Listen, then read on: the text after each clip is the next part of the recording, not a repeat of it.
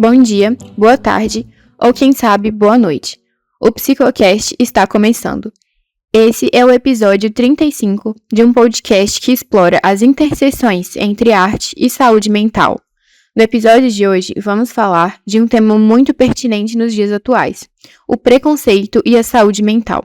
Desafios, consequências e resiliência na comunidade LGBTQIAP+. Esse tema é muito relevante na atualidade, pois, infelizmente, nos deparamos com situações de violência vivenciadas por essa parte da população. Eu sou a Luana. E eu sou a Maria Clara. Nós somos estudantes de medicina na Universidade Federal dos Vales do Jequitinhonha e Mucuri, UFVJM, e no episódio de hoje temos o prazer de contar com a presença do psicólogo Renato Fario. Seja muito bem-vindo, Renato. Muito obrigado por aceitar o nosso convite. Momento cultural. Eu existo. Eu existo. Ossos, troncos, tecidos, pele, artérias e batimentos. Alma, vida. Sentimentos que jorram, lavando esse corpo. Água vermelha, ponto, cicatriz. Enfim, se liberta. Calmaria, conforto. Um corpo que se encontra em si, enfim. Pelos de grama vindos do vento, numa tarde de outono, renovando as folhas. Artérias que se regulam depois da ressaca. Quanto tempo você esperou? Enfim, a alma respira. A vida se renova e se fortalece. Um passo no olho no furacão, em que a esperança é um índice de 35 anos. Eu sou a resistência. Transcender a alma, elevar a força. Dar resistência ao corpo. Um espírito que não se deixa levar no mar morto, chamado sociedade. Eu luto, eu sobrevivo, eu resisto, eu existo. Sou parte de um mundo não mais escondido. Referência Luan Bressani. O poema Eu Existo foi escrito pela autora Luan Bressani. A autora trouxe a reflexão acerca da necessidade dos indivíduos de lutar pelo seu espaço dentro da sociedade e batalhar para serem tratados com dignidade e respeito, pois são seres humanos.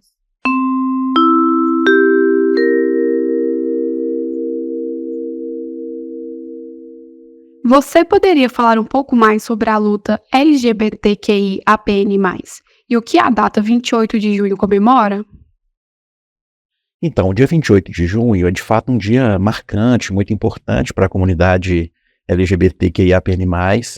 É um dia para celebrar a diversidade, a pluralidade, é o orgulho, né? Aliás, essa palavra orgulho, né, ela tem um simbolismo importante, né? Ela foi adotada tanto por movimentos civis quanto pela militância dos direitos humanos, né, do direito das pessoas LGBT, de um modo geral, como um contraponto a esse sentimento de vergonha, né, que sempre foi imposto pela sociedade, pelo preconceito estrutural mesmo que a gente vive, né, na nossa sociedade. Mas eu também entendo que é um dia para se relembrar e para homenagear, né, a luta histórica, né, dessa comunidade pela igualdade de direitos, pelo combate à discriminação, pelo combate à violência, né, que essa comunidade enfrenta e sempre enfrentou. E eu penso que uma coisa fundamental para o mês do orgulho, né, LGBT, é a gente resgatar um pouco da história, né, para a gente ter um entendimento do que significa essa luta, né, o que significa o simbolismo, né, dessa data que é o 28 de junho. E aí eu queria contar um pouquinho dessa história, né, que se inicia lá no final dos anos 60, nos Estados Unidos. É uma época de muito preconceito, de perseguição a qualquer pessoa que se afastasse da heteronormatividade, né, na verdade da cis-heteronormatividade, né, pensando como um modelo binário de gênero, né, e que tinha a heterossexualidade como padrão de orientação sexual, né. Então a perseguição ela era enorme, inclusive pelo poder de Estado, né, pelas polícias, né, pelo judiciário. Né, para você ter uma ideia, nessa época, a homossexualidade era classificada como um transtorno mental. Né, essa vai ser uma das lutas, né, que a gente vai conquistar mais adiante. Né, mas era um transtorno mental, era considerado crime. Né, tanto que quem não tivesse usando pelo menos 3 peças de roupa, né, que fossem consideradas apropriadas o gênero que foi designado, né, no nascimento para aquela pessoa, essa pessoa podia ser presa, né? Então, as leis nos Estados Unidos, elas costumavam negar direitos básicos, essenciais para a população, né, LGBT+. Né, os relacionamentos entre essas pessoas, obviamente, eles eram proibidos, né, em quase todos os territórios, né, dos Estados Unidos. E pensando no mundo todo, é claro, né, nós estamos falando dos Estados Unidos, que é onde vai acontecer, né, algo que ficou muito marcado para ser esse marco zero do movimento. Então, você tinha pouquíssimos lugares onde as pessoas podiam, né, ser livres, podiam manifestar a própria sexualidade, né, manifestar seus desejos, seus afetos. Então, essas pessoas, elas ficavam cada vez mais reclusas, né? Se a gente fala hoje, né, sobre homofobia, eu penso que esse termo, naquela época, ela tinha um sentido literal, absoluto, né? Assim, as pessoas, elas tinham ódio, elas tinham medo, né, da homossexualidade. Só para ter uma ideia, né, um exemplo, ainda no final dos anos 60, uma pesquisa de uma emissora dos Estados Unidos, a CBS, ela faz uma pesquisa sobre a percepção pública da homossexualidade. E as respostas são, assim, muito difíceis, né, de se digerir. Que as pessoas consideravam a homossexualidade mais danosa para a sociedade do que adultério, do que aborto, do que prostituição, né, do que, né, uso de drogas, né. A pesquisa quantitativa, ela mostra que a cada 3 pessoas, né, americanas, 2 descreviam a homossexualidade com nojo, com desconforto, com medo, com ódio, né? Então, era isso que alimentava as pessoas, né? Se essa é a opinião pública, né? Que alimentava perseguição contra essas pessoas. Então, a violência era muito grande contra essa comunidade, que ela só podia, como eu falei, se refugiar em guetos, né? Em alguns lugares onde se reuniam para que elas fossem elas mesmas, né? E um desses lugares era um bar chamado Stonewall Inn, né? Esse bar era um bar clube da periferia de Nova York, né? Que sempre recebia a visita da polícia, né? E fazia fiscalizações, né, violentas, humilhantes, né? Opressoras contra essas pessoas.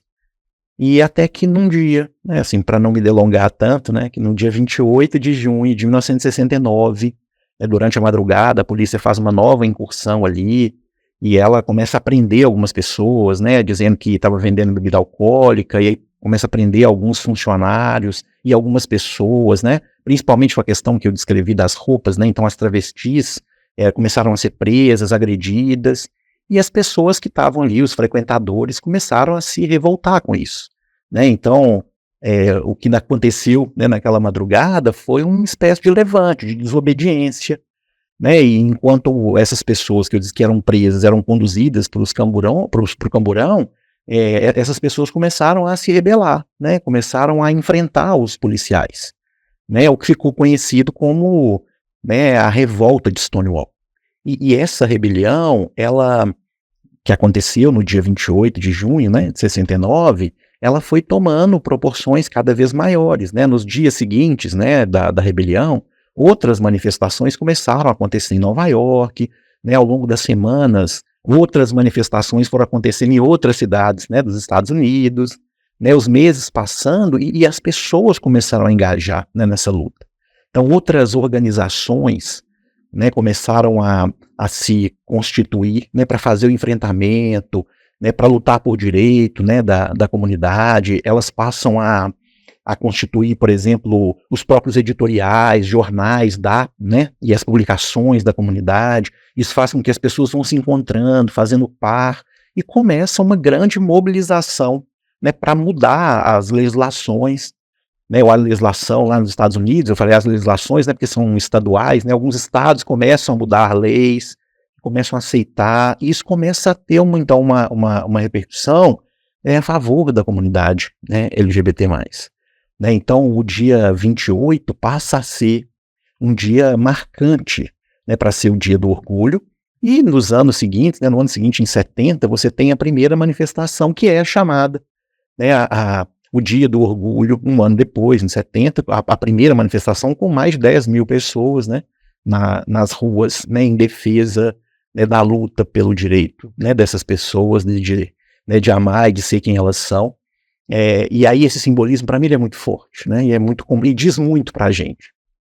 E só para citar aqui brevemente, né, o Brasil também tem um episódio que frequentemente é comparado com o que aconteceu lá em Stonewall, né, aqui bem mais recente, em 1983, né, na cidade de São Paulo, com mulheres lésbicas, né, num espaço chamado Ferros Bar, né, assim, queria ter tempo para contar essa história para vocês, é muito interessante, mas é um grupo que tinha um movimento, né, chamado GALF, que é o Grupo de Ação Lésbica Feminista, e que elas se reuniam nesse espaço, né, de um restaurante lá em São Paulo, e que num dado momento elas começaram a ser proibidas, né, de frequentar esse espaço, elas, né, começaram a sofrer repressão, e aí no dia 19 de agosto, né, teve também lá um levante, né, como aconteceu, né, em Stonewall. Essas mulheres lideradas por uma mulher chamada Rosalie Hood, né, elas ocuparam lá o restaurante, leram um manifesto, né, contra a repressão. E aí, como chamou a atenção, né, de jornalistas, de políticos, né, o bar teve que voltar atrás, né, pediu desculpa, né, e permitiu que elas pudessem, inclusive começaram a circular os boletins informativos ali, fazerem publicações, né, e isso acabou gerando muito engajamento por outros movimentos, por outras pessoas que passaram a procurar essas mulheres, né, a encontrar, né, afinidade, a reconhecer a identidade ali no enfrentamento, né, da violência, né, da solidão, do isolamento, do medo, né, que a gente está falando da década de 80, que também é um outro cenário, mas também um cenário aversivo, e eu entendo que esse também foi um movimento muito importante, assim, e que talvez a gente possa, conhecendo isso, né, a gente consiga descrever um pouco melhor o cenário que a gente enfrenta há muito tempo. Podemos ver um avanço nas últimas décadas no que diz respeito à inserção dos indivíduos na sociedade, assumindo as suas reais identidades com mais liberdade. Entretanto, ainda existem muitos entraves que impedem essa população de viver de forma plena, pois, infelizmente, vivemos em uma sociedade patriarcal e muito religiosa. Sendo assim, a mentalidade conservadora e preconceituosa colabora para os persistentes atos de discriminação e violência frente a esses indivíduos. E, em sua opinião, a luta LGBTQIAPN+, ainda prossegue na atualidade? Você acha que essa luta está progredindo e trazendo conquistas para essa população? Então, eu penso que nós progredimos muito, não é? Avançamos muito em relação à luta de direitos, né, das pessoas LGBTQIAPN+. É preciso celebrar essas conquistas, né, pensando, né, no dia 28 como um dia de orgulho, né, dessas conquistas, de orgulho de quem somos. Mas é importante pensar também que essas conquistas elas não foram, né, capazes, elas ainda foram insuficientes para frear os recorrentes casos, né, de violência, de violação dos direitos humanos, né, da quantidade de assassinatos de pessoas, né, LGBT. E penso que nós tivemos, né, nos últimos anos, né, na última década, uma série de retrocessos, né, de desinvestimentos relacionados ao enfrentamento da violência de gênero, né, da violência contra as pessoas, né, LGBT. Penso que essa polarização política, ela acabou tendo um efeito muito nocivo quando se colocou a perspectiva de que ideologias políticas, né, de direita e de esquerda, era uma luta entre progressistas e conservadores, né, e aí isso fez com que um grupo de pessoas se tornassem ainda mais intolerantes, né? Mas até acho que não quero falar, né, desse recorte. Eu acho importante a gente pensar na trajetória de uma pessoa, né, LGBT+, no Brasil, que ela é frequentemente marcada pela estigmatização, pela humilhação, pela exclusão social, né, pela violência, negação de direitos, né, inclusive de direito fundamental que é a própria vida, né, e simplesmente por ser quem ela é, né, pelo preconceito enraizado na nossa sociedade, né. Aí alguém até pode dizer assim, mas as pessoas heterossexuais, elas também sofrem violência. Sim, mas elas não sofrem violência por ser heterossexuais, né? Ninguém é agredido, ninguém morre por ser heterossexual, né? Então esse é um ponto de diferença, né? Uma outra questão é o quanto que a sociedade brasileira é uma sociedade hipócrita, né? É a sociedade que mais consome pornografia trans, no mundo, mas é o país que mais mata pessoas trans no mundo, né? Assim, é um cenário de guerra. A expectativa de vida de uma mulher trans no Brasil, ela é inferior a 35 anos, né? Isso é um absurdo. E de um modo geral, a gente acaba contribuindo, né, para essa estrutura social quando a gente naturaliza alguns pensamentos, algumas falas, algumas situações do nosso cotidiano mesmo, né, que acabam promovendo, direto ou indiretamente, a discriminação, o preconceito contra essa população. E pensando no campo da saúde, né, eu entendo que a ciência ela falhou miseravelmente, né, em comprovar durante tanto tempo, né, que a homossexualidade era um distúrbio mental, um distúrbio comportamental. Ela demorou muito tempo de rever e retirar, né, das classificações psicopatológicas, né, a psiquiatria e a psicologia. Para você ter uma ideia, a Organização Mundial de Saúde, ela só foi, né, retirar das suas publicações, né, na 10ª edição, que foi em 91, quando ela tira o termo, né, homossexualidade da CID-10, né, que é a Classificação Internacional de Doenças. E aí, infelizmente, né, todos esses anos de patologização, eles tiveram consequência, né? Eles acabaram dando espaço para a criação de propostas, de práticas curativas, né, de procedimentos, de intervenções terapêuticas, né, aplicados para alteração da orientação sexual, sempre, né, de homossexual para heterossexual, nunca o contrário, né, o que me deixa, né, bastante, né, intrigado. E na psicologia, por exemplo, né, que é a minha área, nós tivemos há bem pouco tempo, salvo engano, 2011, um projeto de lei que ficou conhecido, né, popularmente como cura gay.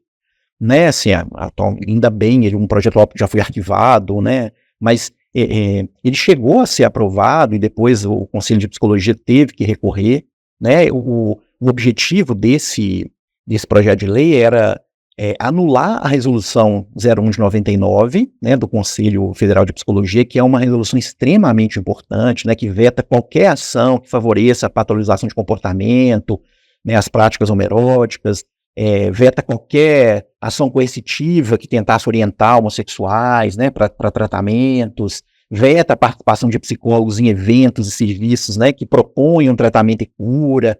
Então, assim, é uma resolução fundamental, muito importante, né, e consagrada, né, do Conselho. Eles queriam intervir na autonomia do Conselho, né, extinguir essa resolução para que os profissionais pudessem, né, trabalhar com a ideia de uma cura gay. Né? Eu falo com os meus alunos em sala de aula que isso independe de que seja uma demanda, um desejo, né, da pessoa. Né, no meu consultório, algumas pessoas me procuram com demandas relacionadas ao sofrimento vivenciado pela questão da sexualidade, mas sempre pela violência que elas enfrentaram, né, nunca pelo desejo, né, efetivamente. E ainda assim, ainda que fosse, eu não posso oferecer cura para aquilo que não é, né, doença. Se não tem doença, não tem tratamento, não tem cura, né? Então eu não posso falar em ofertar, né, uma prática de cura, né, ou de reversão do desejo sexual, porque seria, né, com perdão da expressão, uma picaretagem. Eu não posso receber no meu consultório, mesmo que essa pessoa peça, alguém que diga assim, eu gostaria de fazer uma terapia de reversão da cor dos meus olhos. Né? E eu disser assim, não, tudo bem, eu vou aceitar seu dinheiro, eu vou fazer o tratamento, porque é você que está me pedindo. Não, eu não posso, né? Porque essa é uma condição biológica, eu não posso modificar a cor dos seus olhos, né? Não existe, seria uma picaretagem, né? Então, pensar na possibilidade, né, de uma reversão do desejo sexual, né, é algo que não nos cabe. E, em sua opinião, dentre todas as mudanças que a luta LGBTQI-APN+ proporcionou, quais foram as mais notáveis?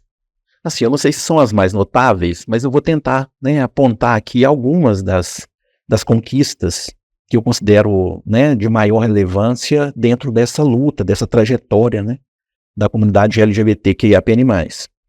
A primeira delas é o reconhecimento da união estável afetiva, né, e a legalização do casamento entre as pessoas do mesmo sexo, né, inclusive com posicionamentos do STF, do STJ, né, do STF, inclusive, ela aponta que nenhum cartório, nenhum tribunal, ela pode discriminar, né, uma pessoa em razão da orientação sexual. Né, essa foi uma conquista de muitas décadas de luta, né, inclusive com os chamados direitos sucessórios, né, então, que é quando, né, um casal, por exemplo, pode recorrer à pensão por morte, a partilha de bens, né, a divisão, né, dos bens, passa a ter direito a isso, né, pode solicitar, por exemplo, a prestação de alimentos, né, entre um casal, né, que se separa. Então essa é uma conquista muito significativa, na minha opinião. A descriminalização da homoafetividade no âmbito militar, né, assim, que até 2015 era considerado crime, né, ser homossexual no âmbito militar.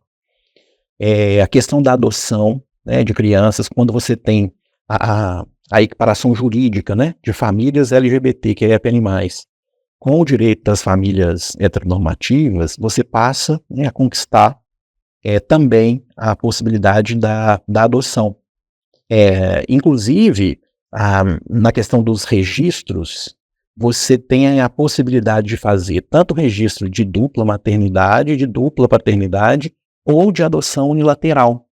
Né? A adoção unilateral, eu penso que ela é um privilégio, né? uma possibilidade de benefício, principalmente para as mulheres lésbicas, né, cis, porque elas podem, né, por exemplo, optar por fazer uma inseminação artificial, aí ela registra uma delas, né, como mãe biológica da criança e a outra adota a criança de forma unilateral. Então, é uma conquista também, né, de muita trajetória, de muita luta e de muito sofrimento.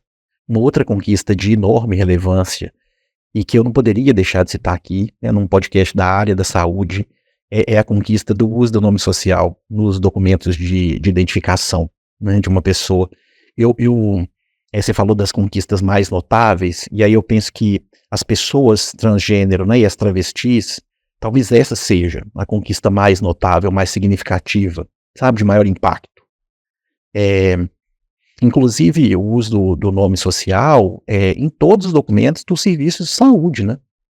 Para nós, né, da área da saúde, isso é algo importante, né? Isso é um direito que qualquer usuário do SUS tem, é uma resolução, inclusive, se não me engano, desde 2011, então é um dever de toda a equipe, de todo profissional, né, de uma unidade de saúde, de tratar a pessoa com o nome social e com os pronomes adequados, né? O pronome masculino, feminino, neutro, aquilo que ela escolhe, que ela fala pra gente, é como ela quer ser tratada. Né? O nome social é o nome que a pessoa se identifica, né? É a maneira como ela quer ser tratada, independente do motivo. Né? E que, esse motivo pode estar relacionado, né, com a identidade de gênero ou não. É claro que a gente sabe que na imensa maioria das vezes está relacionado à perspectiva da identidade de gênero, né?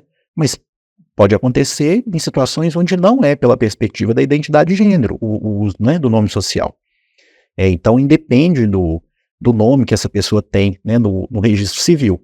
Ela tem o direito de usar o nome social em qualquer documento, no cartão do SUS, né, nas receitas, né, qualquer formulário que ela tiver que preencher, que for utilizado, e sempre com a garantia, né, de não ser constrangida em ter o nome social confrontado com o nome do registro civil. Né? Aliás, o nome civil ele nem deve ser público, ele nem deve constar para a equipe, né, ou para as pessoas que estão ali fazendo o atendimento.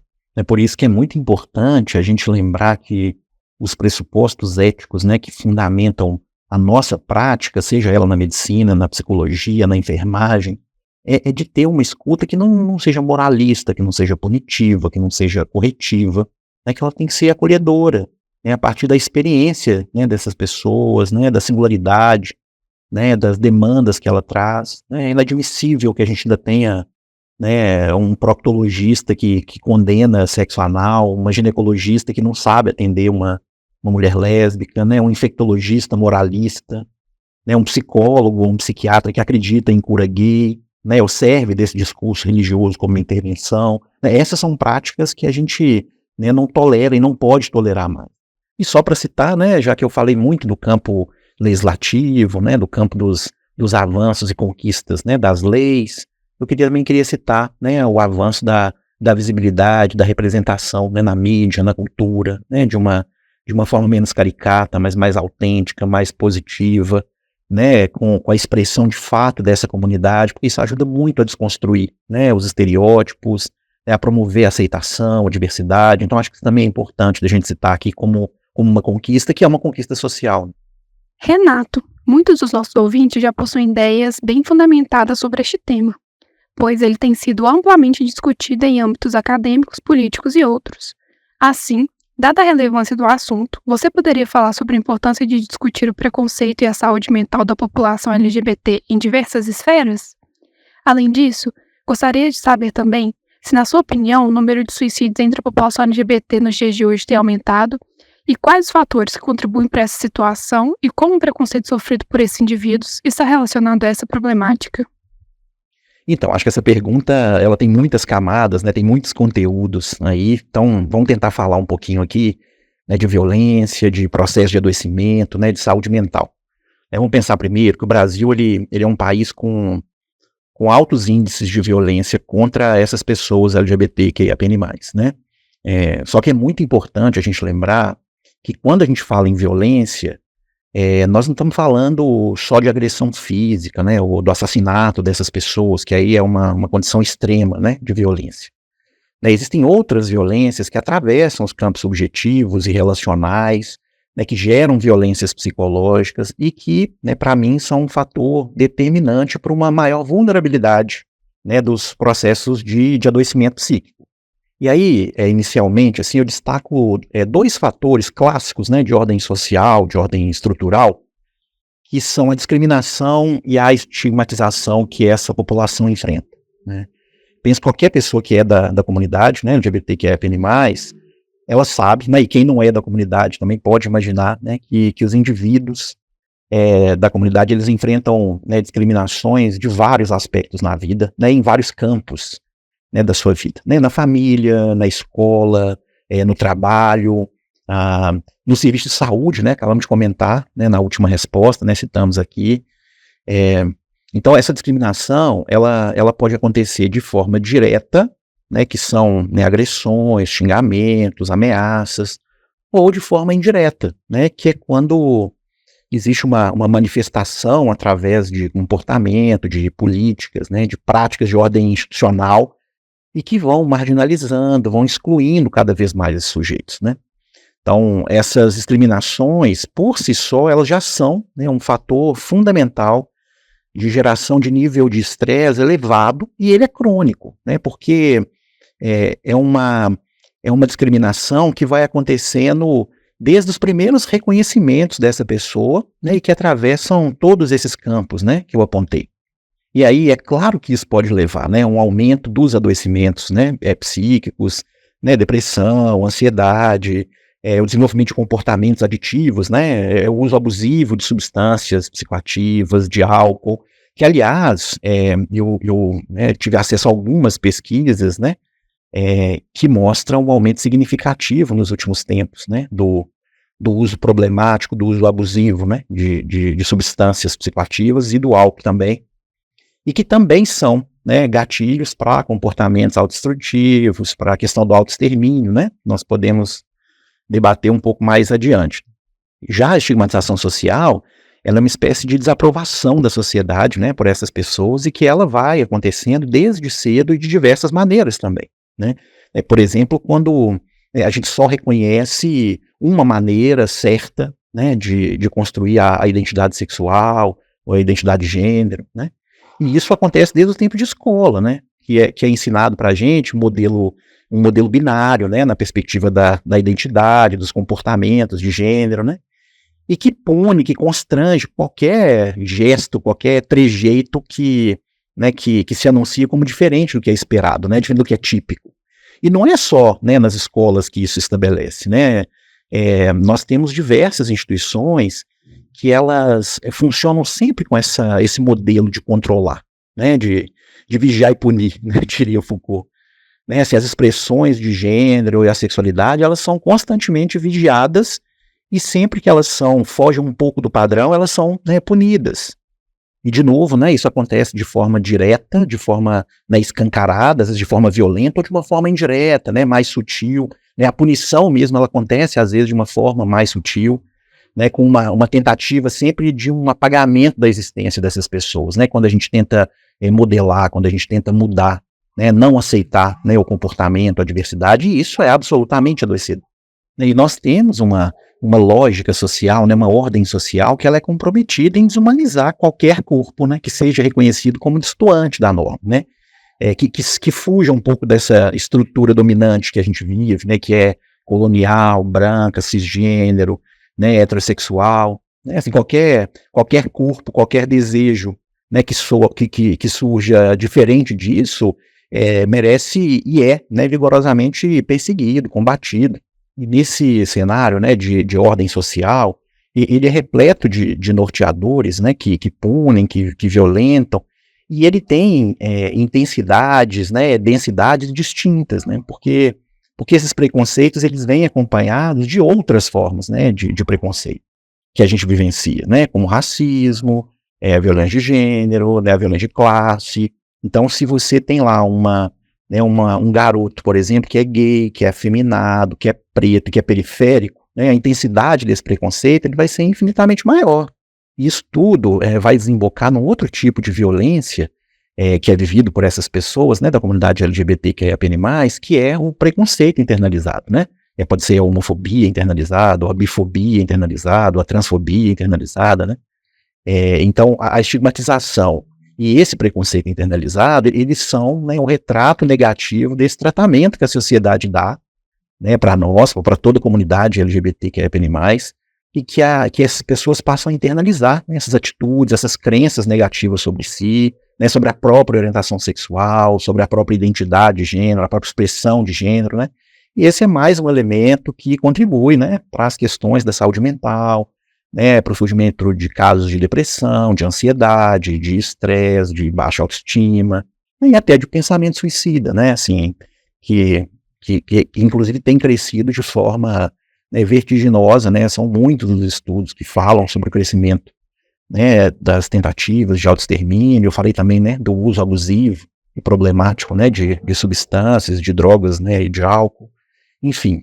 Eu acho que eu já me delonguei demais aqui, né? Acho que são tantas as questões, né, que envolvem, que potencializam a vulnerabilidade dessas pessoas, né, para os danos emocionais e psíquicos, mas eu, né, considero que é muito importante a gente estar atento a isso. E olha que a gente podia falar aqui da exclusão dessas pessoas, né, de alguns enunciados da mídia, né, da falta de representatividade, né, em lugares de destaque, né, a falta de oportunidade profissional, de acesso ao mercado de trabalho, enfim, né, se a gente for somando essas coisas todas, a gente vai, né, perceber quantas coisas, né, podem ser elementos para esses processos de impacto, né, na saúde mental. Renato, muito obrigada pela sua presença no nosso podcast. As portas do Psicocast estarão sempre abertas para você e sinta-se muito bem-vindo. Nosso podcast está chegando ao fim, mas antes de finalizarmos, gostaria de indicar um filme que vale muito a pena de ser assistido.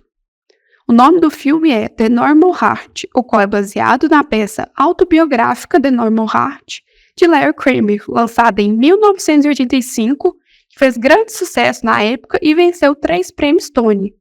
O filme aborda uma doença misteriosa que se alastra pelos Estados Unidos com alto grau de mortalidade. Cerca de 50% dos infectados acabam falecendo. Como a imensa maioria dos infectados é homossexual, ela logo é apelidada de câncer gay e, por conta do preconceito, não recebe a devida atenção do governo norte-americano. Decidido a fazer com que as pessoas tomem conhecimento sobre a epidemia causada pela AIDS, o escritor Ned Weeks, representado pelo ator Mark Ruffalo, decide ir aos diversos veículos de comunicação para falar sobre o tema. Entretanto, a raiva contida em suas declarações assustam até mesmo seus colegas na organização não governamental que presta auxílio aos infectados. Ao seu lado, Ned conta apenas com o apoio da médica Emma Bruckner, representada pela atriz Julia Roberts, que também está alarmada com a gravidade da situação. O Psicocast foi criado com o intuito de trazer mais luz às pautas relacionadas à saúde mental e de combater os preconceitos atrelados a essa temática. Obrigada, ouvintes, por ficarem até aqui com a gente.